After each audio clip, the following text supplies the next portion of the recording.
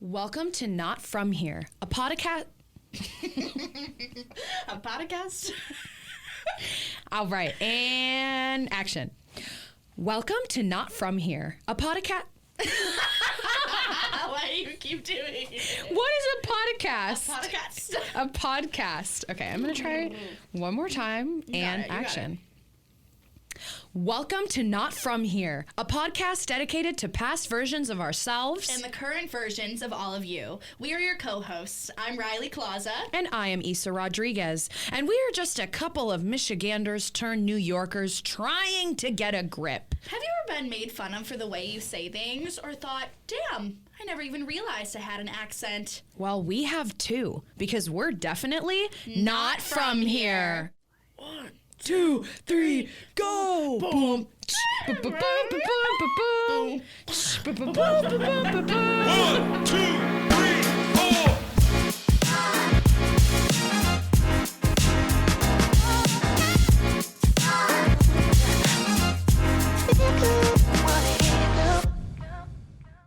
Hi. Hey, Riley. Hey, I act like I haven't spent the past hour in a car with you. Yeah, it took us an hour to drive from my apartment to the studio today. Yeah, because silly little story. I went and got brunch this morning, and Eli was still at home, and so I didn't lock up on my way out. So I didn't think about it until I literally was almost home, and I was like, "Fuck, I forgot my key." I was like, "It's okay. Our door's kind of wonky," which is kind of an issue. But I was like, it's okay, I'll be able to break in. You guys, when I say I literally threw my body at this door for so long, I wish someone could have watched me because it was so silly. And then I got my credit card and I was trying to unjam the door. You can't, which is great. We're safe. Good, we're safe. We're safe, but so then I was like, Isa, can I come lay on your couch? Yeah. Because I only had an hour and a half till I needed to be here. Yeah. And so I was like, I'll just go to Isa. So I drove my little car. Took me an hour to get there. Yeah, basically. And then she just came out, never got to lay on the couch. No. We were like, oh, we have an hour to drive there. That'll be plenty of time. It's a 30-minute drive. We'll get food. No time.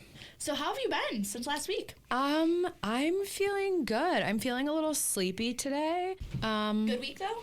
Busy. It was a busy week. Again, I saw you. Yeah, every day. I had a great week. It was a good time. My week? Yeah, how was your week? You didn't ask, but my week. No one wants to know. How was it? My parents came this week, which was great. Yeah. Me and Isa had a little cabaret that we were both in. Cabaret. It was good. Yeah. I feel like everyone loved it. I know. Came, which was shocking. I know. Not that it was bad. But it was, yeah. We just I wasn't expecting it to be such a big turnout, kind of. Yeah. I mean, no one was. Yeah. Shout out to our friends Gabby and Aaron for putting that on. A fucking masterpiece of comedy. It was so funny. Yeah, and they deemed us funny enough to join the troops. So I appreciate that. Comment if you think we're funny. Comment if you think we're funny. Start a poll on percentage of 0 to 100 on how funny we are. Speaking of how funny we are, today's episode is titled Funny Girls. Yeah, because we're freaking funny, and we're talking fucking Broadway, man. Duh. And we're talking things other than just Broadway. Yeah, but theater. But theater. Theater. And you know what's on Broadway right now? Funny Girl. So yeah, it's a play on words. I'm ready to just dive in. But what should I start with? Just background. How'd you get into background with theater? Well, you guys already heard my little Humpty Dumpty story, and my Shrek story is where I would say that really started for me. At least where I was like, yes, I want to do this professionally? ? People have a career out of this. What do I have to do to make sure that I can do that as my career? My first show I ever did was Alice in Wonderland Junior. God. What were you? I played card number 5. Okay, period. It was a play. It was my big moment. I used to be really shy. Really? I would get stage fright. But I went out there and I was like, please don't cut my head off. I wasn't British in the show. I don't know why. And yeah, it was great. I was always drama, you know? Yeah. Every little kid is like running around doing crazy shit. But yeah, but they knew. I was like playing dress up, running around, showing performances to my family. You were an like, only child too. I was an only child. Like Oh, how dare you expose me like that? You Sorry. guys, please. She doesn't give I only don't child give energy only child at vibes. At all. I would Not that I even know what that means because I am an only child. Like, I don't know what a I would have never guessed you were an only child when I met you. Yeah, that's what people have told me. I'm like, I guess that's a compliment. I don't really know. Yeah, it seemed like you had siblings. Well, you know, I will give a quick shout out to my cousin Felix. I grew up with him basically at like my big brother. And we would fight so much. Like the amount of like chasing that I would do, like I would like chase him around, and then when I would finally get him alone, I would like hit him, and then I would start crying and be like, grandma, like Tico hit my arm, like he hit me, and like literally gaslight him at both of them. Oh my God. And that's when I knew that I needed to be an actor.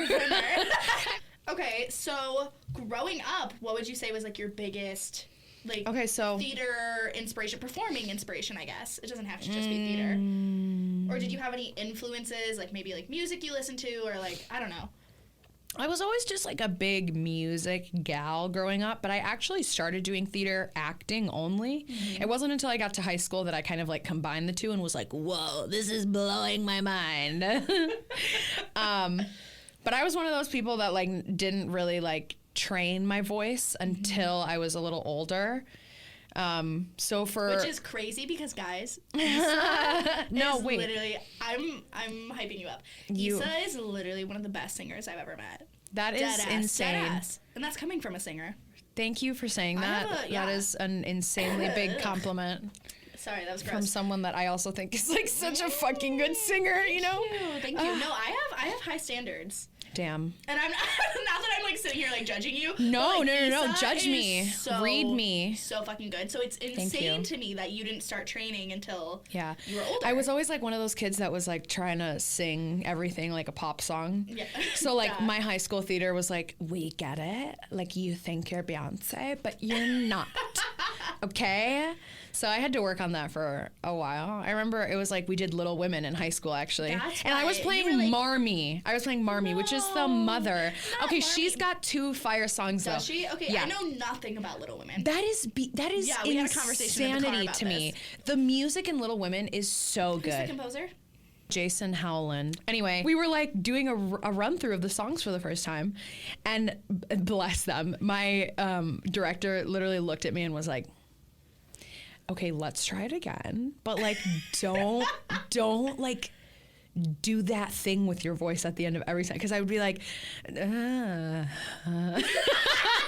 that's not a good example of anything. No, but like you added a little like I would like add a little like at the end of everything. I would be like sentence. I would like be back phrasing and just like singing at my own, like I was in my own little world, and I was like, this is my song, I'm gonna sing it however I want.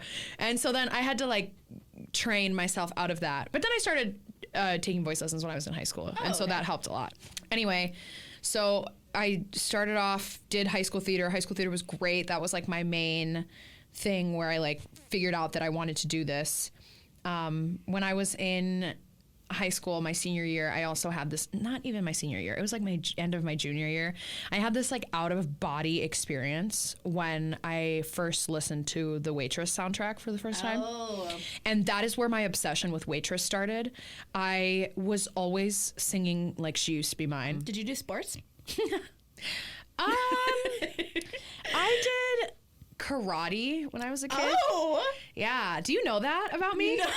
Are you like a black belt? Oh my God. No, I was I forget what the term is, a youth black belt, or I was like the one, because I was like not the right age. I was under 16, so that meant that I had to wait until I was 16, to get your 17 black belt? To retest to get like the adult black belt.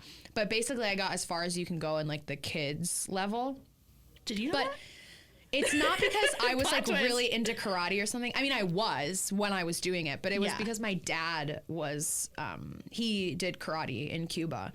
He studied it for like a very long time, was a 2nd degree black belt in Cuba, which if you know anything about karate, that means it he was doing it for like over 10 years. Oh my God. Yeah, and so then he had me, and he was like, "Well, Karate kid.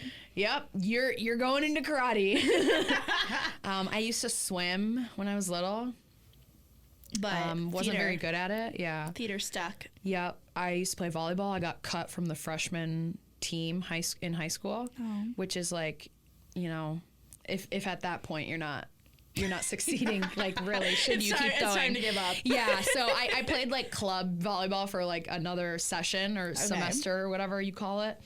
And I was miserable. And I did it for like a couple more times. And then I was like, you know what, guys? I don't know that this is really serving anything. We're just spending U.S. dollars.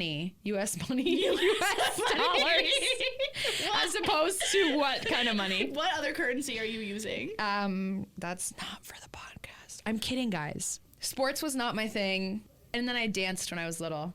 But then I give it all up for the theater around high school. What would you say were your biggest inspirations, like, for theater, like, growing up? I don't know, like, did you have any stars? It's kind of weird. I was obviously obsessed with Kristen Chenoweth because it's like plot twist. I was not expecting that. I feel like it was like the 2012 to 2015 era of my life where it's like she's kind of what introduced me to like musical theater people. Okay. I was always like, again, I was saying earlier, like I was always more of like a pop girly, or like I was more just like a music listener than like a musical theater listener until I started doing theater. And that's when Waitress was introduced into my life. And honestly, around my senior year of high school is like when I actually started finding people, like actors in the Broadway community that I was like, oh, like I want to be like them or like that. Yeah. It was more of like a later thing that came on. I feel like knowing all of this now, Waitress being your favorite musical makes so much more sense because like you had like such a such a pop foundation, and then that's like the perfect mix of like pop and musical mesh theater of story, but like a story that's so like good being told through music. That's like something that I would have listened to. Yeah, exactly. I'm obsessed with Jessie Mueller. Oh, Jessie Mueller, obviously the original. The OG. The OG Jenna in Waitress. Jenna. She is like what, dear baby. She is what I like based, like when I was like going to college, I was like, okay, I'm trying to be the next Jessie Mueller. Ooh. Yeah. Does she actually have an accent like that? Like I've never heard her speak normally. She has like a neutral accent. I saw her in the original production of Waitress when I was like 17. I saw that too. Really? Were we here at the same time? Who was your Dr. Pomander? His name. He was Justin, Almost Famous. Is he? What is was it? Name? Drew Gelling? Yes. Yeah. Yeah. We I saw went him right too. Around the same time. And so we were talking about Glee earlier, but the girl that was playing, what's the song that's like, I stick with real things, usually facts and figures. Dawn? Yeah. Dawn. Okay, Dawn. I saw with Tina from Glee. What? What is that actress's name? What? Yeah, Tina Cohen-Chang? Yes, Tina Cohen-Chang. Tina from Glee, actress name. Come on, I know her name. I don't, clearly. I saw it with the girl on the soundtrack. The one Jenna Ushkowitz is Tina Cohen-Chang in Glee. But she was playing Dawn with Jessie Mueller and Kiera Settle. Yes. Is that how you say her last name? Yeah, Seattle. I don't know. Settle. I don't. You guys know. Greatest Showman. Yeah. Come on, her. Yeah. What's a dream role for you? Dream role. Oh. That's a hard question. I don't even know my answer. Oh, so many. Aside from Jenna and Waitress, obviously that's like my number one dream role. I would give both of my kidneys to play that. Any of my organs to play that. You name it. Firstborn child, you have it. Sure. What is your background? Yeah, what's your background? Okay. Basically, parents tried the sports, didn't work. So then, I started in dance, which we've been over a lot of this already. So I'm like, I know. I feel like quick version, abridged. I talked way too long. Sorry, keep going. It's fine. I got into dance. And then from dance, I got into voice lessons. And then my first show ever it's like my school. Okay, so in like music class, like in like elementary school, we would like put on like a school musical, but it was like everyone just like standing on stage on like risers. And then like there's like the like solo? Yeah, the little soloist or like the like featured performer. And I was always one of those. Yeah. I would like audition. And my first show, it was a show about the food pyramid. It was called Feeling Good. And it was all about, like, eating healthy and, like, all that. And I was an Egyptian dancer. No, I know.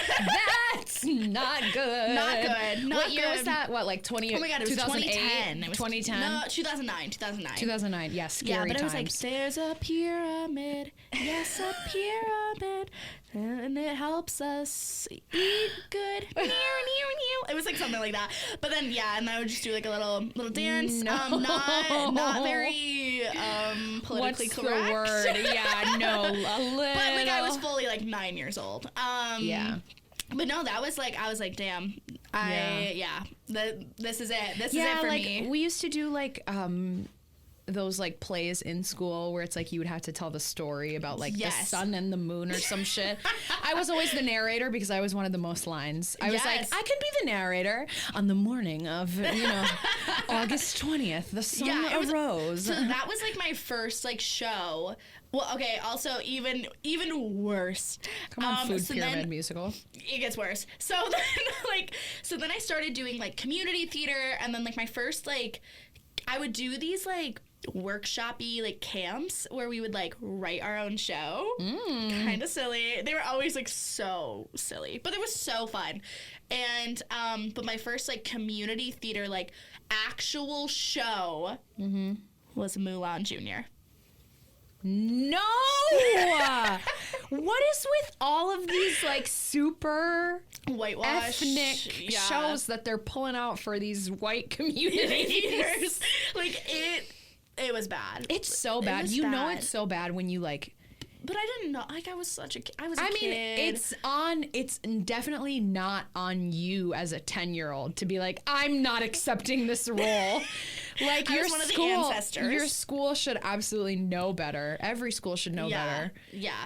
So yeah, that's when I really got into community theater, and then from there I started auditioning for like the middle school shows, high school shows, and like I would say that's like really like my background. I like was a full-fledged theater girl. Like that was my personality. That's what I was known for in high school. Like they're like, oh yeah, the girl that does theater. Like, love it for you. Love it for you. That was me. Like I was a theater girl, and I like kind of just always knew like nothing else really made sense like to pursue. Like I was like, well, I've like kind of based my whole life around this like personality trait. Like why not pursue it?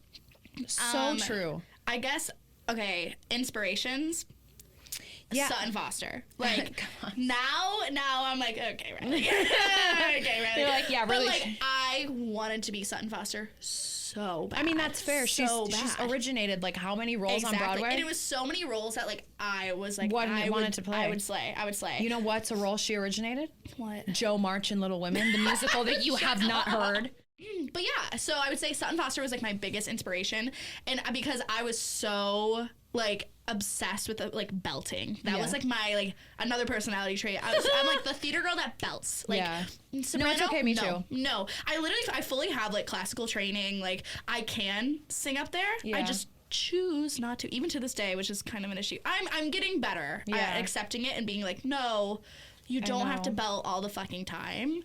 It's okay. Yeah, I know, same. I mean, there's just a period of time where you like discover your belt and you're like, oh my God, I'm powerful. Yeah, you just feel so powerful. You're like, oh my That's God. That's the exact feeling. But yeah, I'm trying to think what else. Favorite musical? Yeah, what's your favorite musical? I have two. Okay, go for it. Les Miserables. Knew that one was coming. And Cabaret. Oh, yeah. I mean, Cabaret is such a slay. Both, which is kind of silly because both of them are like pretty heavy. Yeah. Pretty heavy hitters. Hey, that's okay. I think that's why I like heavy them though. Theater is amazing. I like feeling something from theater, and I like leaving with like a what the fuck. Like, what did I just watch? I need to process. I need to debrief. Like I need to digest what I just watched. Yeah. Yeah, those are my two favorite shows. Dream Role. Yeah, what's a dream role? This is hard. It's really, really hard. I don't know if I have a role, but can I do like shows? Yeah, sure. I feel like a dream. I know we're going to get into college auditions, but every fucking college audition, they'd always ask me what my dream role was. And I was like, really? I had no idea. I still don't. I have like shows I want to be in, but I don't really care what I play. I really want to be in Come From Away. Oh, I would slay that show. I already know. yes. I'm an islander. I am an islander. I'm an islander. I am an islander. My accent will be so bad. Like, the one thing about me, I cannot do an accent. Yeah, but you kind of already have, I feel like, isn't Newfoundland and they're like Canada? very like oot, like the Canadian oot. Like, Oot there.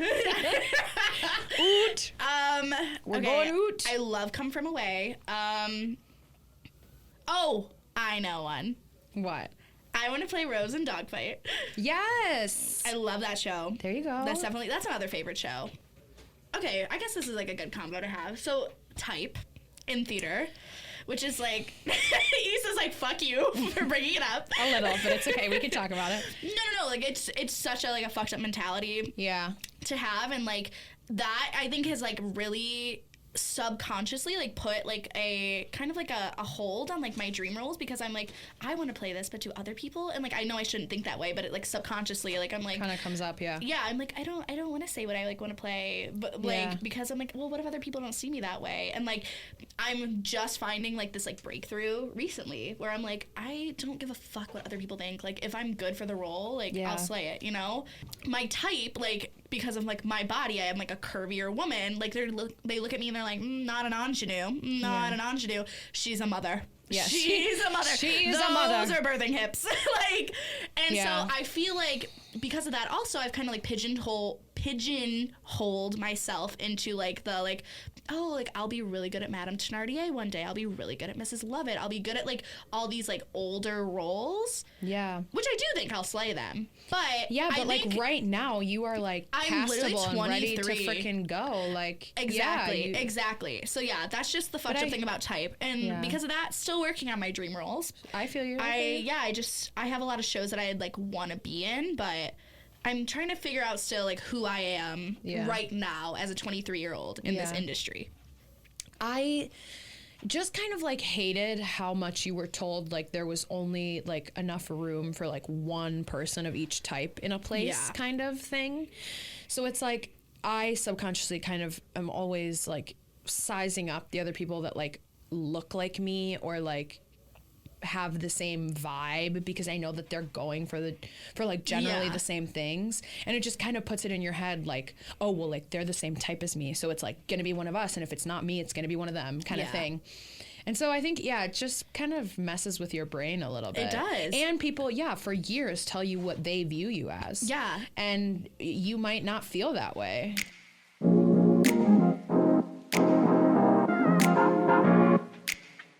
So now we're moving into college auditions, everyone. College auditions.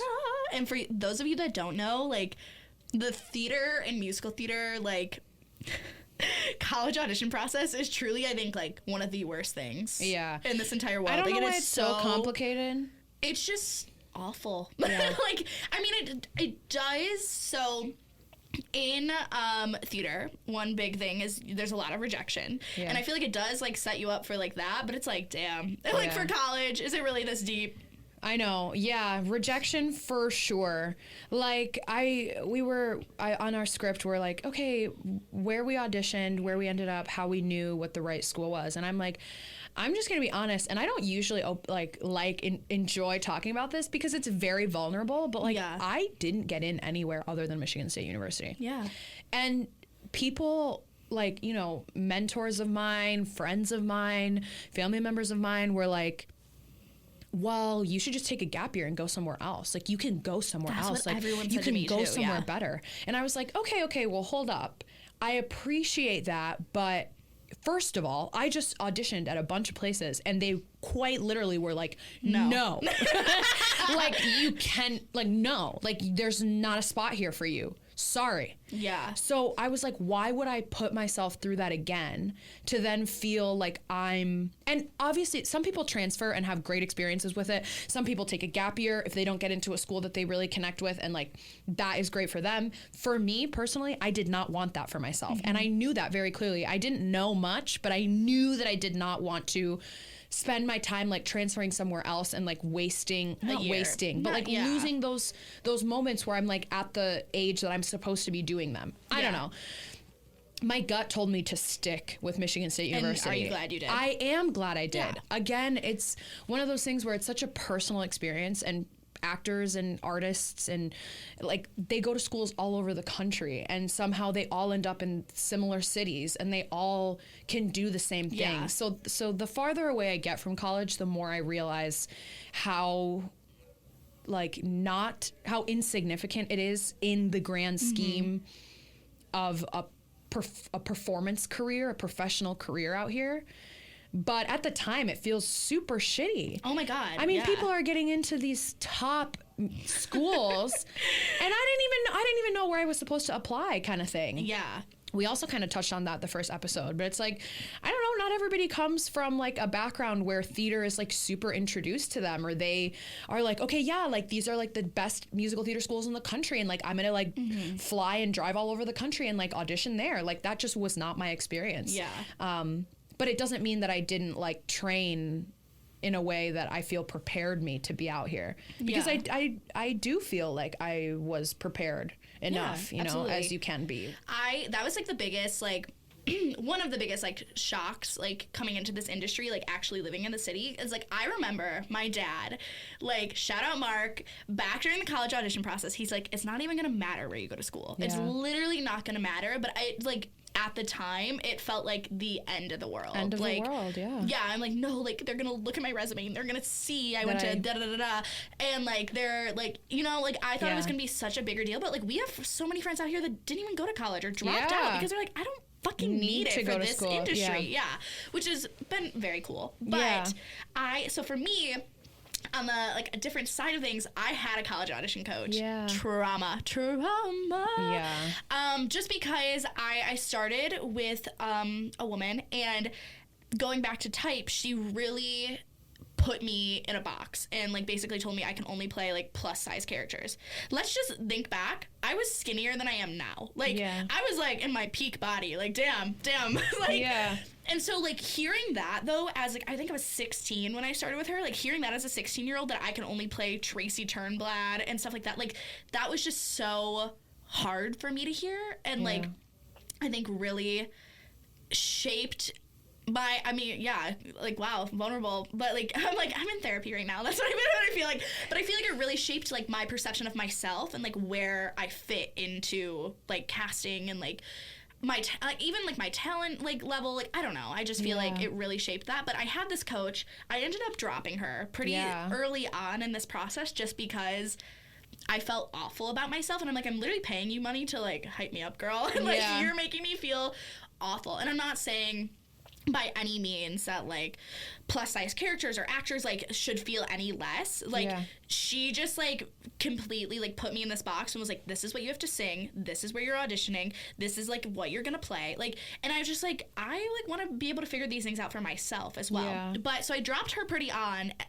early on, and then I started with my like voice coach for like who I've had since I was like a kid. I talked about her a little in the first episode, and we were like, you know what? We're just going to figure this out together. Like, it was her first time experiencing it, too. We're like, we're just going to figure it out. And, like, she was, like, such, like, an absolute rock through that. So were my parents. My parents were so flexible and just like, yeah, like, whatever you need. But what sucked was in the middle of the college audition process, I got my gallbladder removed. Drama. And so, like, I remember being in the hospital, and, like, my top school at the time was Marymount Manhattan. Slay. One of my top schools. I feel like every episode I'm like, NYU is my first, like, my top choice. And like, then this was my top school, I ended up auditioning for 15 different schools. And so I really was just like, wherever fucking takes me at this point. But at that time in my life, I was really like New York City or Chicago or die, you know, and so Marymount Manhattan, definitely up there. And I had my audition, and it was like literally like 2 days after I got my gallbladder out, and so we had to call them and be like, hi, like I literally just had surgery, like I cannot audition right now.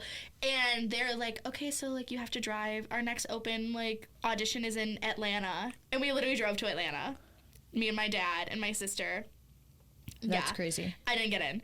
But it just, that process just like, it sucks. And so anyone that like, I don't know if anyone's listening that's going through that, but like you're not alone. College, it does matter, but also Yeah, you'll end up where you need to be. So how did you know Michigan State was like the one?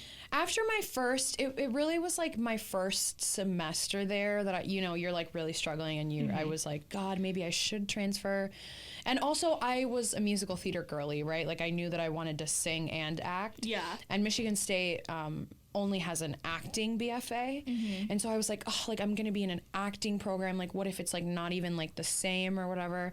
But I'm actually like very grateful that I was in an acting program, because I feel that, I don't know, like I got the knowledge that I need. Like I feel like acting is such an important part. I mean, it is like the whole job. Like yes, you sing and you dance, but like while you're doing all of those things, you're acting. Like you're telling a story. Yeah, absolutely. That's like the foundation of it. And so I ended up like really liking that my program focused on that, and it allowed me to find out that I liked other things that weren't just musical theater. Like I'm low-key a big Shakespeare girl. I know you are too, but like I love me a good Shakespeare. Like I could perform in Shakespeare shows. It's so fun. You kidding me? Somebody cast me. Yeah, okay. And then also like voice acting. Like that wasn't something that I really like. Okay, Coco Melon. I know. Yeah. It wasn't something I really knew that I was into. But now I find myself like I'm like, oh my God, like I literally want to be in a Disney movie, and I want to be like the new Elsa and be like, oh, you know what I mean? I want that. Like that is kind of like a dream now, which I didn't realize. And so the thing I really loved about Michigan State is that you were in their acting program, but you could kind of facilitate your degree to whatever you wanted it to be. So like I ended up leaving with like a lot of musical theater training, but it's like not everybody did it. Really, you could seek the opportunities that you wanted. And you were like in the musicals and stuff too, like you did like the shows. They have a musical theater minor that I was a part of, and so you would take classes through that. It was just like a smaller thing, but I mean it worked out great for me. That's awesome. I feel like I came out very well rounded as an actor and an artist. So I really enjoyed my time there. But it was like my first year. I'm not gonna lie, it was the people that I met. Like once I made friends my freshman and sophomore year, and I was like, oh my God, like I don't even care, like I just love this school, like I just want to be these people here, and like it did feel like the place that I was meant to be, kind of. So I had a very similar experience where I ended up going to the University of Findlay, and I was like, it was not my top choice by any means. I talked about this in the first episode, how I like ended up getting into my top choice, and then it just didn't fit. Like once I went and visited there, and like that was a big like, I don't want to say like slap in the face, but like it definitely like threw me for a loop, because I was just like, what do I do now? So I ended up going to this smaller school in Ohio. And I remember I went in with the full mentality. I was like, I'm going to transfer. I was like, I'm going to do 1 year here. I'm going to transfer like into a different, like, because I also wanted to do musical theater. Yeah, like that. They don't have a music theater program? No, it's theater, and it's a BA. Slay. Yeah. But Findlay also, like, I also really wanted to double major. Like, that was a big selling point for me, too, whereas, like, a lot of conservatories and, like, other programs, no, they, like, don't let you. So, like, it was, like, I don't know. I was like, well, like, I'll go here. I'll double major. Like, it'll be fine. Like, and it was. Like, it was fine. I really, like, set it up as, like, if it wasn't not fine. No, I am so grateful for my college experience, because same thing, like, it was a smaller program. And it, like, you very much could, like, shape it into, like, what you wanted to do, like, and so like they knew like I was more of like a musical theater girly. Like I like my senior, like my last semester senior year, like I got to do a senior recital, because like I was like, I want to do this, and like I got a lot of stage time, which was like a huge thing that I noticed while auditioning. Like so many programs would be like, you'll maybe be in like 2-3 shows, like stage time was also like a huge thing for me that I like looked for in a school, and Findlay gave that. So I'm very grateful like for my college experience, how small the program was, and that like I was able to like kind of like dictate like what I wanted to study, what I wanted to do.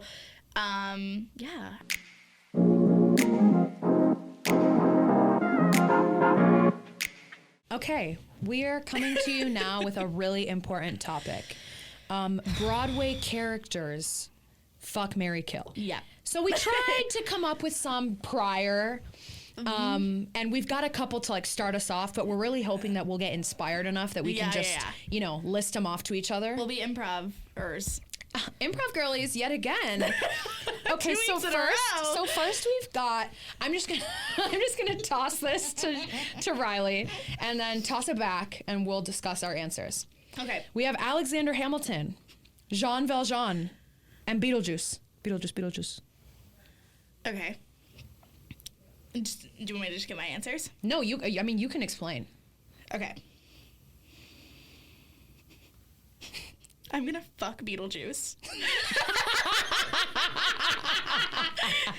Okay. Because I feel like he's a little crazy. Like, I feel like it would be a good time.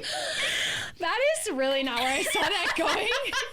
That's the one answer I'm very confident in. That is Would fuck insane to me. Beetlejuice, But absolutely. okay, I'm with it. I love it. Okay, kill Alexander Hamilton.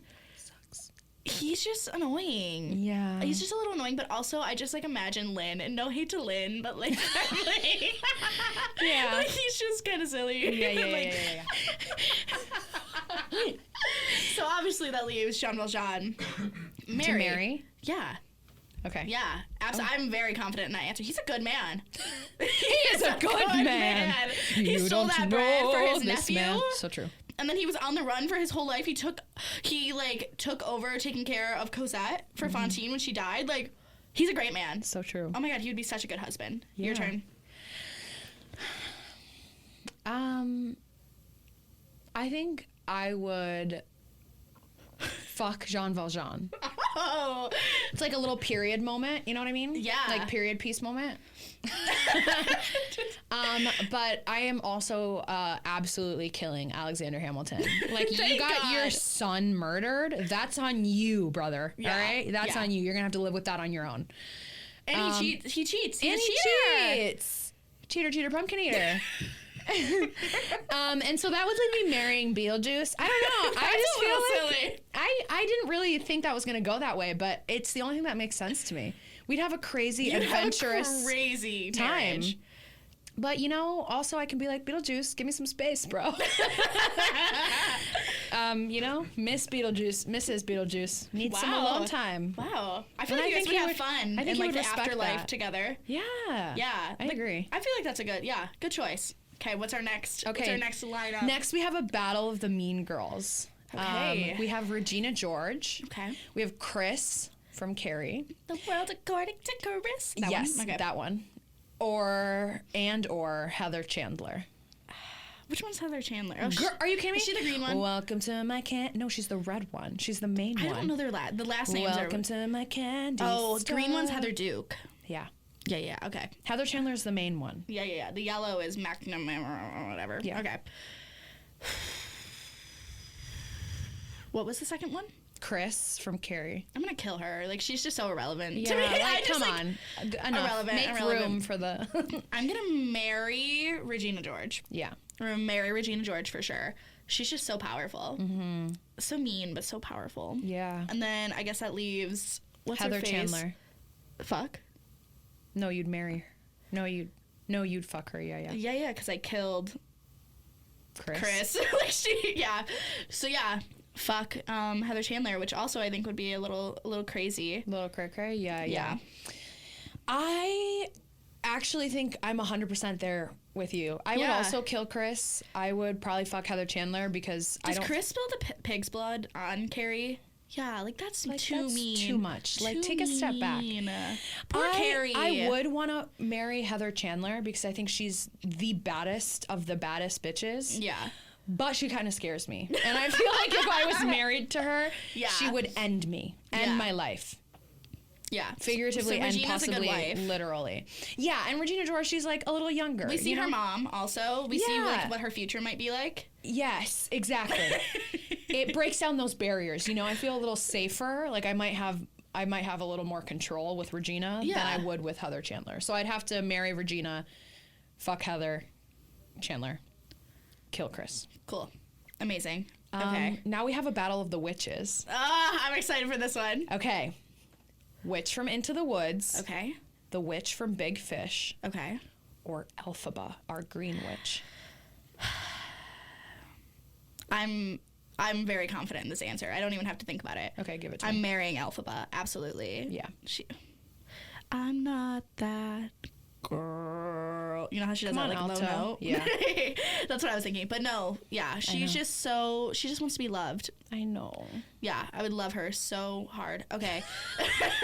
I would kill Witch from Big Fish. Just because I'm like, because I want to fuck Witch from Into the Woods. Yeah, but she's toxic. She's crazy. I like her a little crazy, I guess. That's I know, what I'm I guess you noticing do. here. And hey, no slander, because one of my dream roles is the Witch in Into the Woods. You would kill that. Eli's like, yeah, in the corner. The last midnight, like, I don't even know what I would do if that was allowed to be sung. Like, if I was able to sing that, like, I want to pay money. Like, I would like not even be able to finish the song because I would cry. Can I with pay joy. you money to like sing that? No, like in your apartment. I would sing it to you for free.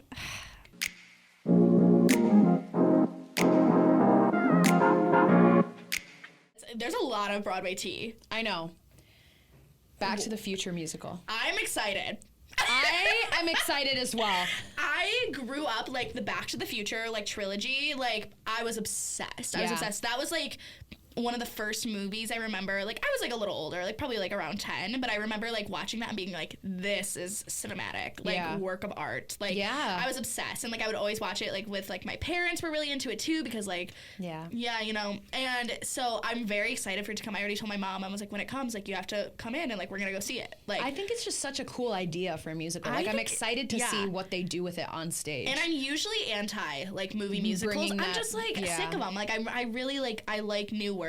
Yeah. But like that one, I'm like, that was gonna be sick. So true. Fuck. And Casey Likes is they just announced that, and I love him. Did you see Almost Famous? No, but it was good. There was so much. Okay, controversial. Controversial. I can't even fucking talk. Controversial. Thank you. But yeah, so many people hated Almost Famous, and I liked it. I talked to people that liked it. People that had like seen the movie and liked it. Okay, I had never seen the movie. That's why I was like, maybe I'm different. Maybe I'm different. Always an exception. Maybe I'm different. No, I had never seen the movie, so I was like, I had no like preconception of this like show, so I was like, oh, I really liked the musical, whereas I was like, maybe like people that like love the movie, like maybe it just didn't live up, but like I don't know, liked it. But Casey Likes, he was amazing. Like that was his Broadway debut for Almost Famous, so I'm glad he's able to like come back, because I'm like, that was such a sad like ending, because it was just like so sudden, and they're like, get this fucking off the stage. That makes me think of K-pop. Remember how suddenly they ripped them off of Broadway?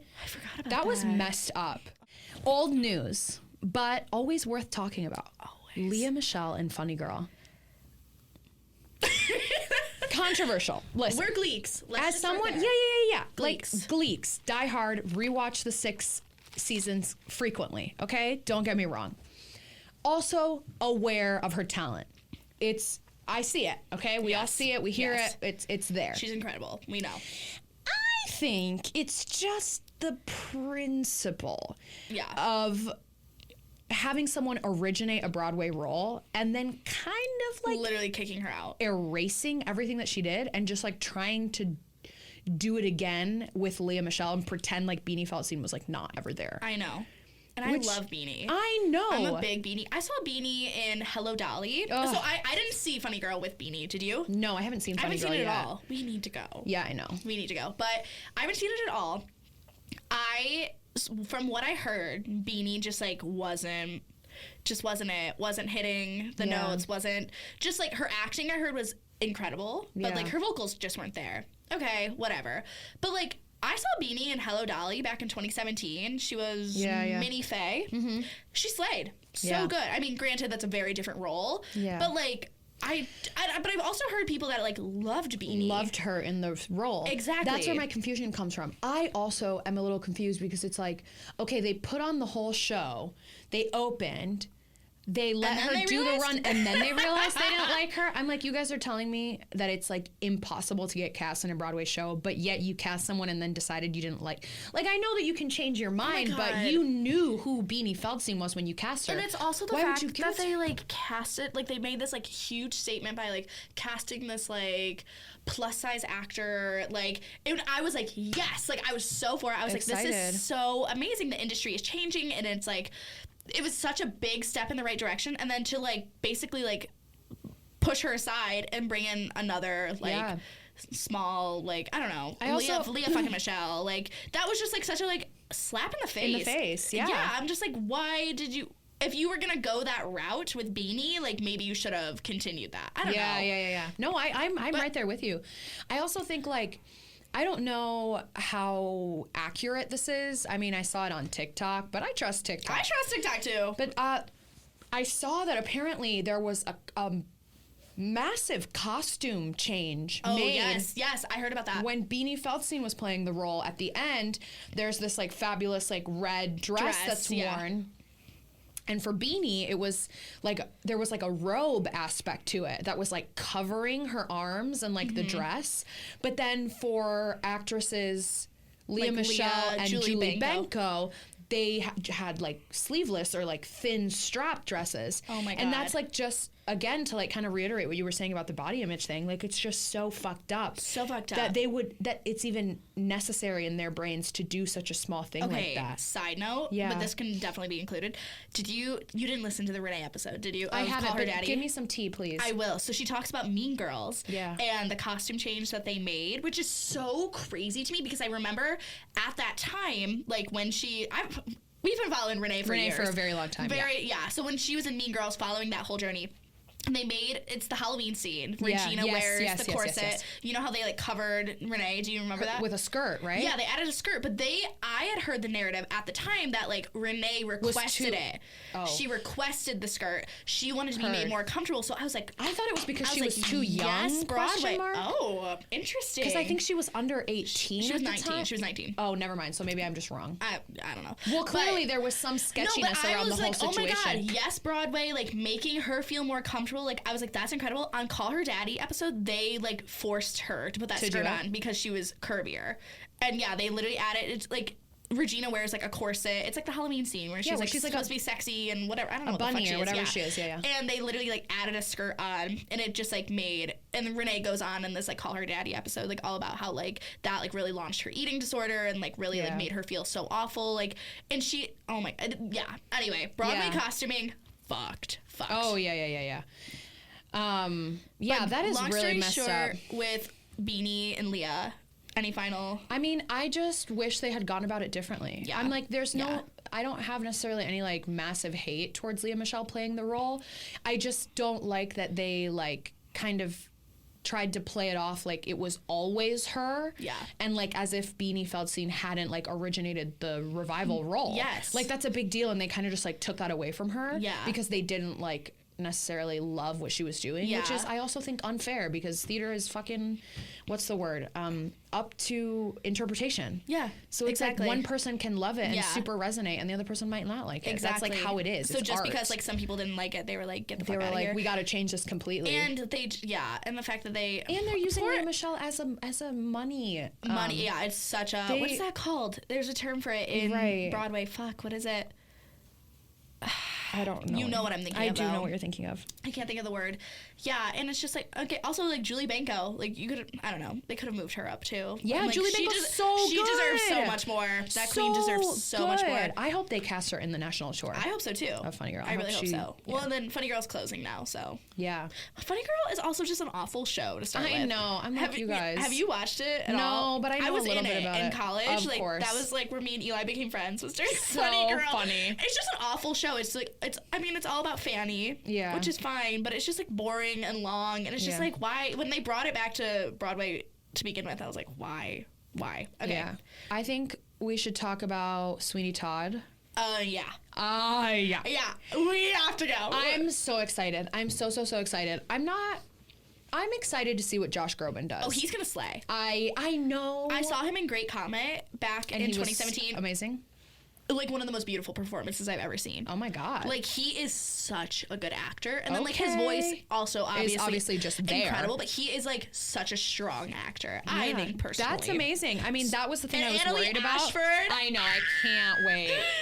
Oh the whole cast is honestly just gonna knock it out of the park. And I'm a recent Sweeney fan. Like, yeah, I didn't really come into it you. as of like recently. Mm-hmm. It was for the actor therapy like reading. I'd never listened to it, never heard, like I'd heard of it, but like I'd never had anything to do with it. And then like I had to learn it for that. And I was like, wait a minute.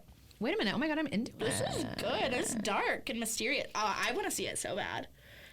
We also have Britney Spears, the musical. Hit Me Baby One More Time. Yeah, what are your opinions? Feel similarly. But I want to give it a chance. Like, I want to give it a chance. Like, I want to go and, like, open myself to it and be like, this is definitely, like, yes, a part of my generation is, like, impacted by Britney Spears, including myself. Like, I love her. Like, don't get me wrong. Yeah. But I'm just interested to see how they take it to stage. I think that's like the hardest part. It's like they basically wrote a jukebox musical. They did write a jukebox musical. Like, what's the story? That's what I need to know. Right. That's what I would love to. So I guess I just gotta see it. I'm hating on it from afar, just I feel like that's what people's perceptions of Bad Cinderella is too. I don't really know how I feel about it. I feel like I have to see it to know. I saw a TikTok that was like, if you go in with like such an open mind, like good attitude, like it's great, it's a good time, like do I believe there are more important stories that should be on Broadway right now? Absolutely. Yeah, that's the thing. Do I believe that Bad Cinderella is only happening because Andrew Lloyd Webber? Absolutely. Yeah. Just because right people. Like, I'm so excited that... But I think I want to see it still. Parade is on Broadway right now. I think that is... That's a story that needs to be told. Clearly a story that needs to be told, with especially what happened at the first preview. Isa, will you tell us what happened? Yeah, so basically some group of neo-Nazis were, like, protesting at the outside of this play, which is... Like their first preview? Was it previews? Yeah, first preview. It was like the first chance anybody even had to go to the theater. And they're like already protesting. Why? Yeah. Because they're telling a Jewish story that like deserves to be told and has been told so many times before. Yeah. That's the thing. It's like, it's so messed up that it's still happening today, because you're like, whoa.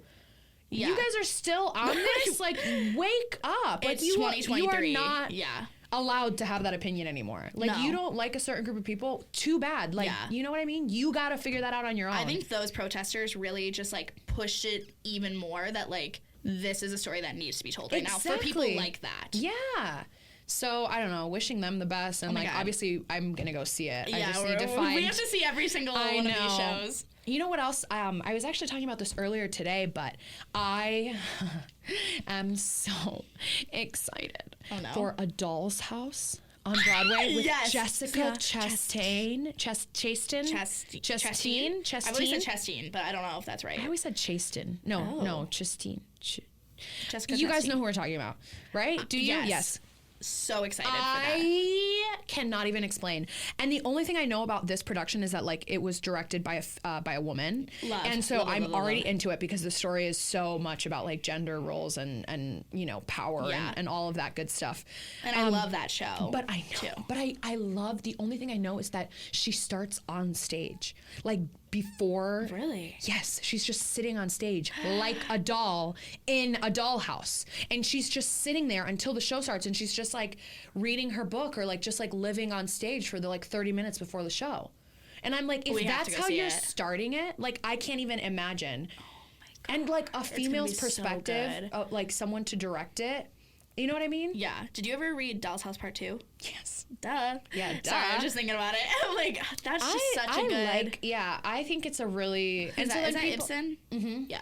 I think it's one of those stories that like you like learn about it in college, because it is so like important to like this, to like the history of theater, but it's also so interesting because of like what they're talking about. They're already talking about like gender and like the male versus female like power struggle at that time. And so I'm just like, yes, bring it to Broadway.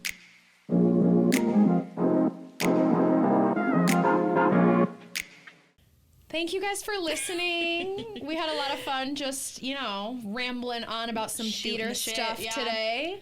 Thank you for all of your continued support online and via text messages. Y'all are the best first fans we could ever frickin' ask for. Yeah. Did you ever imagine like all the support we're getting? No, I can't believe you guys are like choosing to voluntarily listen to me speak for like 45 minutes. So really appreciate those of you that are doing that. Thank you. Oh my God, thank you so much. Like literally, thank you. Would not be here without you. Like, thank you. Anyway, if you want to keep up with us, if you want to keep up with us on social media, our @ is at notfromhere.podcast. That's NOTFROMHERE.PODCAST. And you can find us. We have a Facebook page, we have Instagram, and then we also have a TikTok. Yeah, we do. Yep. And we are now on, if you're not listening to it already, we're now on Apple Podcasts. Come on, Apple Podcasts. Yeah, so you can find us on Apple Podcasts and Spotify. Yeah. And I am Riley Klauza. I am Isa Rodriguez, and we're definitely not from here.